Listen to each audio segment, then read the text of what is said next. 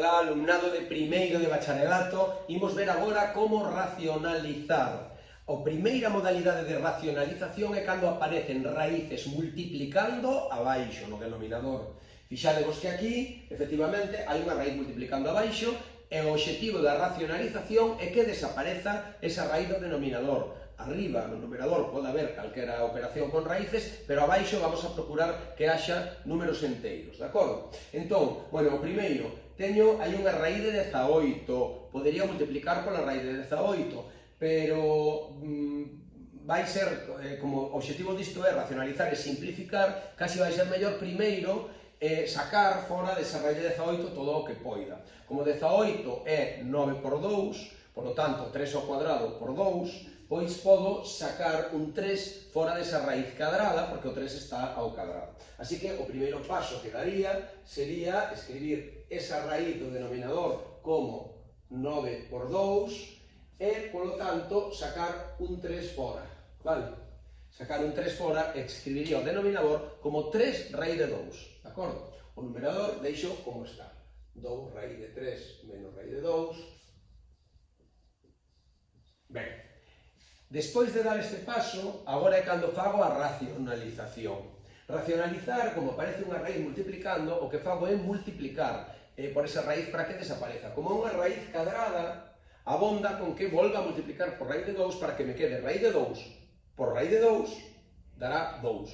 Se fose unha raíz cúbica, teria que multiplicar por a raíz de 2 ao cadrado, para que me quedara raíz cúbica de 2 ao cubo, e así desaparecese, de acordo? Pero ben, neste caso é unha raíz cadrada, e, polo tanto, o que fago, xa digo, é multiplicar arriba e abaixo por raíz de 2. Ollo, porque arriba hai unha resta, e, polo tanto, é a resta que se ve multiplicada por raíz de 2. Teño que poñela entre parénteses, necesariamente, vale?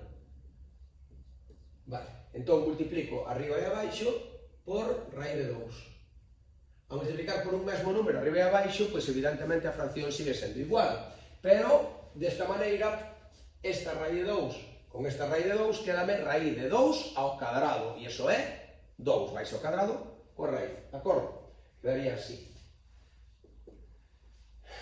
Quedaría así.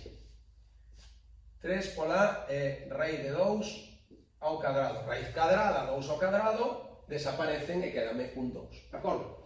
Arriba, pois podo facer a operación. No numerador, o raíz de 2 multiplica ao primeiro sumando e ao segundo sumando. Quedaría 2 raíz de 3 por raíz de 2, e as raíces evidentemente podese multiplicar e quedaría raíz de 6, menos raíz de 2 por raíz de 2, que volve a ser raíz de 2 ao cadrado e volve a ser 2. Por lo tanto, isto acabaría quedando abaixo 3 por 2, e arriba 2 raíz de 6 menos 2. Aínda hai outra posible simplificación, porque fixadevos que 2 está como factor arriba nos dous